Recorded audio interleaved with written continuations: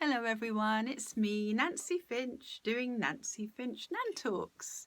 And everyone knows that Nan can talk.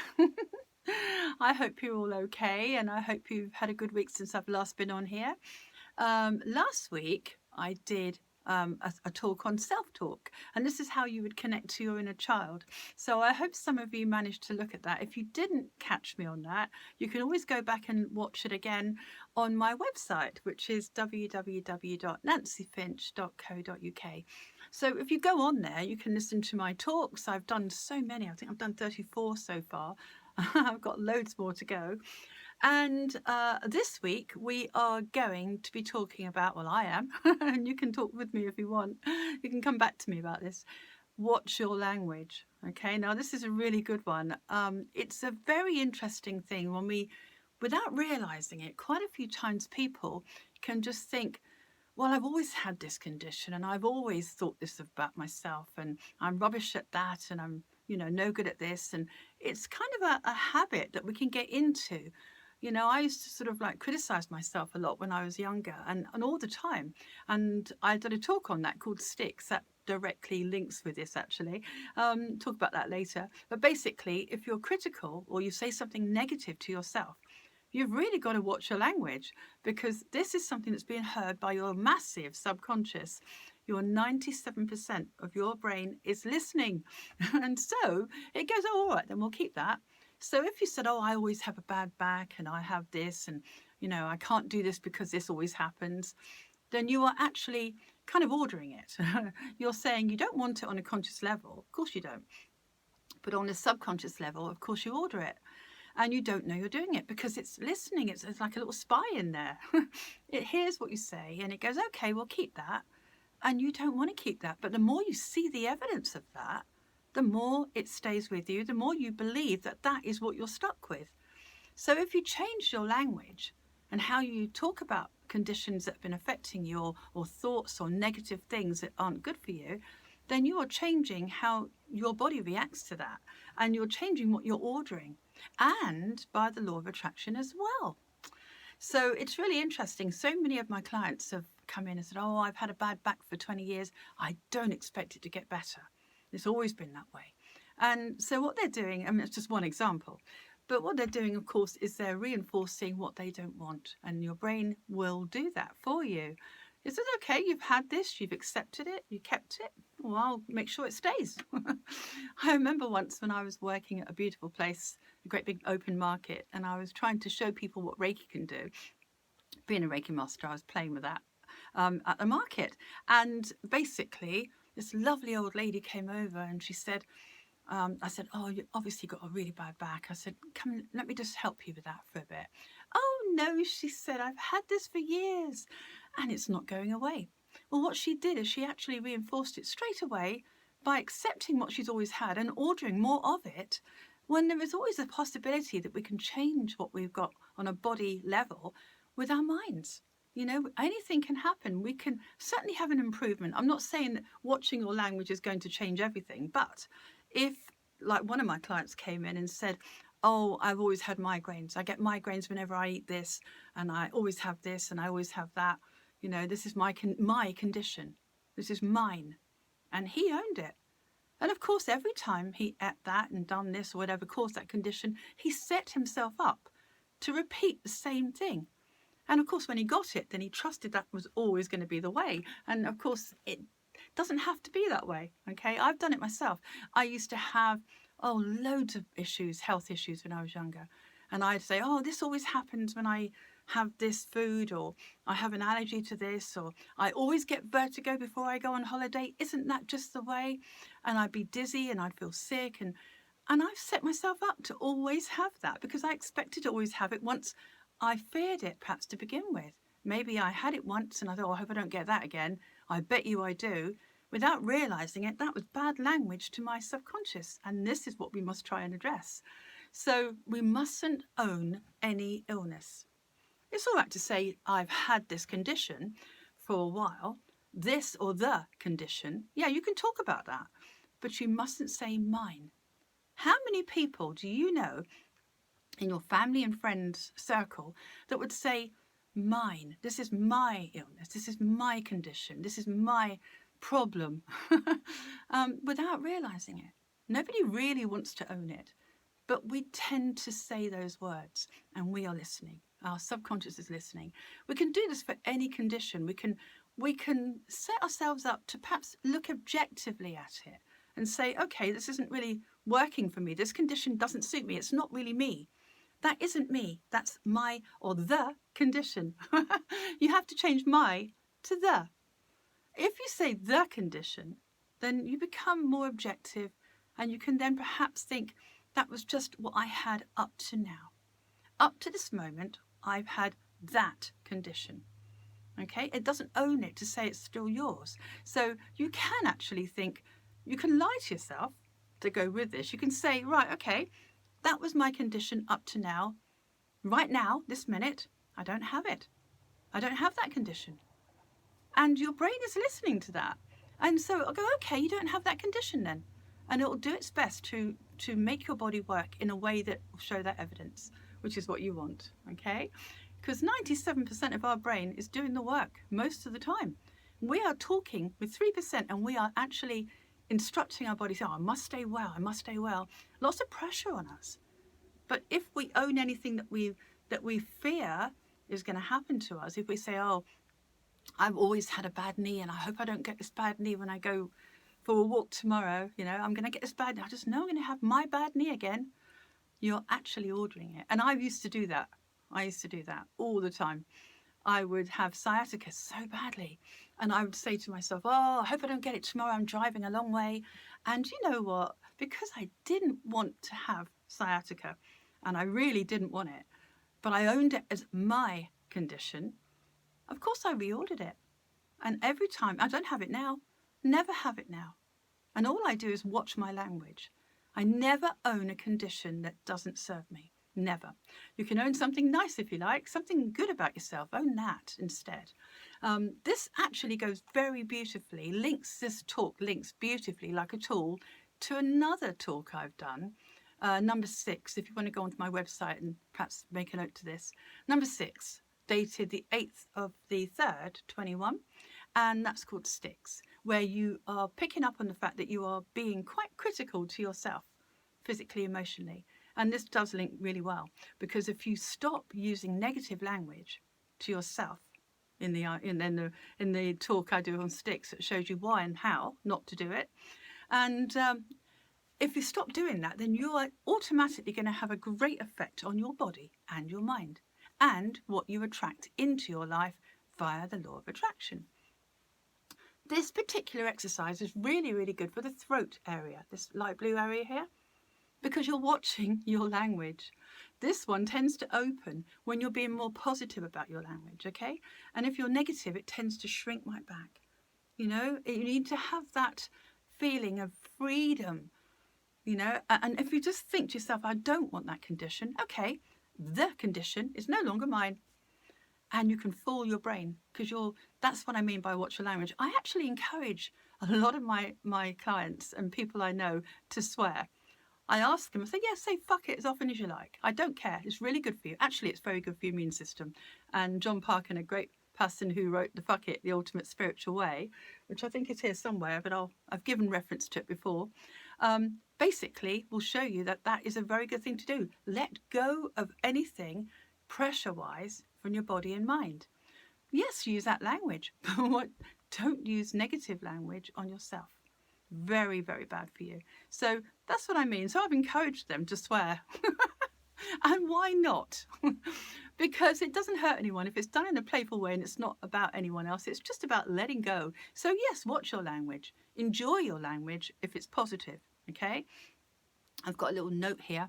So think about it. What is it that you say to yourself that is negative, that you keep reinforcing, that your brain keeps giving it back to you in the form of evidence? What is it? Do you say, I always get it wrong? Or my bad back lets me down every time I try and do some gardening? Or I suffer from da-da-da. I'm rubbish at. This is an emotional thing, but it can be a physical thing as well. Some people even say, like my age. Oh, this is a good one. At my age, I don't expect to be pain-free. Well, why would you say that? Age, has nothing to do with your condition really. It's how you expect your body to feel. So if you say to yourself, like, okay, I'm not going to say that anymore. I'm going to say, for my age, I am brilliant. For my age, make up a positive affirmation instead of the negative, because your brain is listening and you have to watch what you say. So catch yourself out.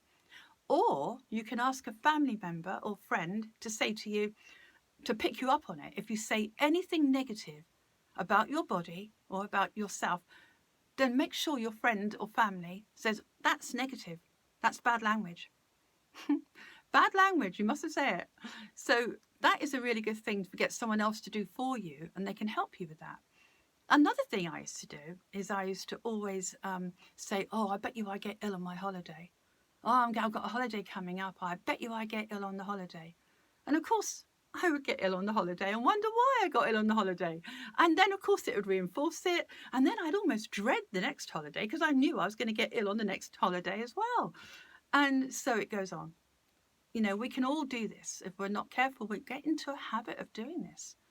We don't realize it. So this is a time and a chance for you to break that habit of saying something negative to yourself that you don't really feel is doing you any good. Okay?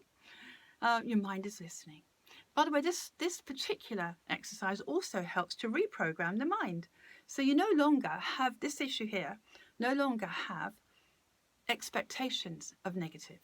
So it helps to reform positive synapses in your brain, a new pathway of positive expectations, not negative.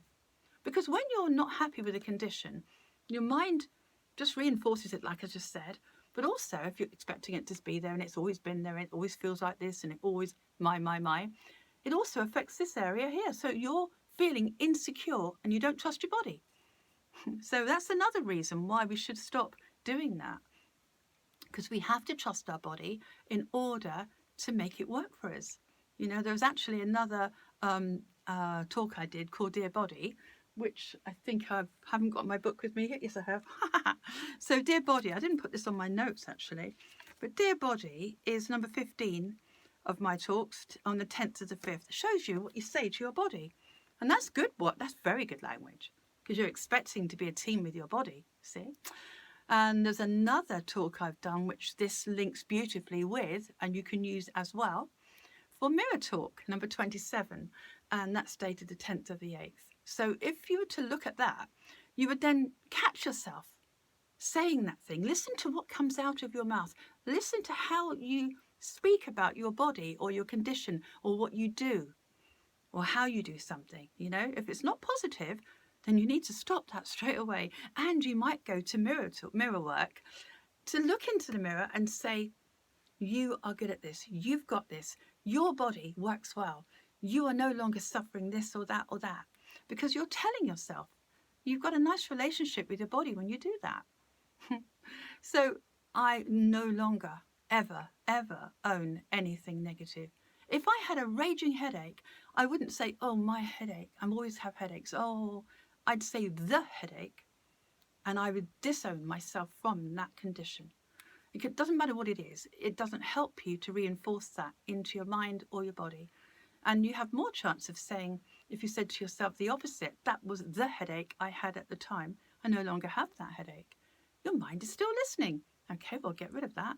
Or will help to get rid of that. I'm not guaranteeing that it works on every condition, but if you could just play with the idea of stopping that ownership of the condition or the illness or the pain that you have, or anything that's not serving you. It could be a negative thought. It could be a behavior. I always behave like that. What are you doing? You're reinforcing it in your mind, so you always behave like that. And your body's listening, your brain is listening. So everything works in harmony if it's in a positive place. Physical, emotional, mental. Think about it. What do you do? How do you speak about yourself? How do you speak about your body? And that's really, really interesting. Like I said, sticks, how do you view yourself? And how do you put yourself down? Or how do you compare yourself? Or how do you treat yourself negative in a negative way? And this is very good for the body as well. So basically sticks and this one particular will really work. Watch your language. Okay? So I hope that some of you can have a little go at that, but just try it maybe for a week, or have a think about how many times you've ever said to somebody, I've always got this. I mean, you might not even recognize you're doing it. Tell people around you, if I say mine to something I don't want, then pull me up on it, because I have to reform that quickly. I have to change that, stop that, reform to that I used to have that. Say I used to have it. Your brain loves that. And loads of my clients really love this exercise because they very, very, very quickly reform. They no longer do it. They just don't do it anymore. They catch themselves out because they hear the words and they know that that's ownership if they say my. Okay, so don't own it. It doesn't help. So again, I'll give you my website, www.nancyfinch.co.uk. You can have a look at my talks, and I've got free meditations on there as well, which is really nice. I do an online blog on Facebook, Mondays, usually 12 o'clock. Kind of like what it is, it just goes over some of the talks that we've been doing or that we've been practicing, which ones work for you, which ones I prescribe to you of such, over certain areas of the body. So this particular week coming up, we're going to be working on the third eye, and this is all about trust. And I've got probably about 10 lovely talks that I could link to that, so you could use those for the purpose of opening up that chakra and making everything work in that area, okay? And that's what I love doing. And then, of course, catching up to find out how people have got on with those talks that they've been playing with previous. Next Nan Talk I'm going to do is Step Into Your Hero. And that's about you taking the essence of the things you admire about somebody and taking them into your consciousness. You know, imagining that you have the qualities you admire about someone else. And I'll talk all about that next week. So, hope you can join me for Tea with Nan on Monday on Facebook, if you want to.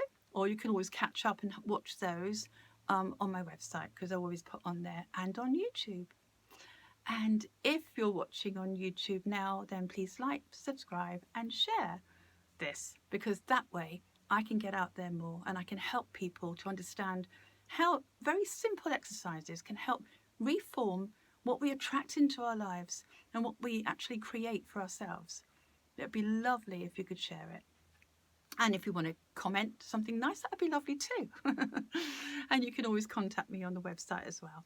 So I think I've covered everything. But perhaps maybe, like I say, try a week of just watching your language.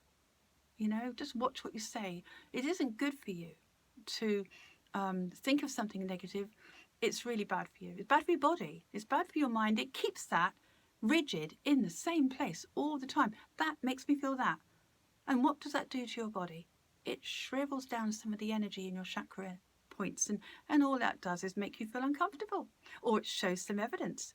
And ironically, we're going to reinforce it all, the things we don't want, because we're focused on what we don't want. Focus on what you do want and say the condition is no longer mine. I used to have that. Even if you've had it up to 5 seconds ago, I used to have that bad knee. I used to have that problem. Your brain goes, okay, she doesn't want it anymore, or he doesn't want it anymore. And then you might have a chance to heal your body, or to heal your mind, or your emotions, or that behavior. Okay? I hope I've explained that well today. It's just so easy to get into a habit of doing that, and we can break it. Once we've done it a few times, once we've corrected that, then we have a big chance of never doing that again, and never owning anything that doesn't serve us. And I never have those conditions I mentioned earlier. I just don't have them anymore. And I haven't done anything more than reprogram my mind and what I expect. And my body works well with me because of that. And we're best friends. So I'm wishing you all lots of love and have fun with this week's homework. Watch your language. Really, really good for you. And enjoy next week's. Hopefully you'll kind of join me with that. Step into your hero and join me for a cup of tea at 12 o'clock on Facebook. Nancy Finch St Austell, if you haven't added me already. I shall see you next week, and take care. Stay positive. Keep your emotional balloon high. Okay? Thanks, everyone. Lots of love. Bye.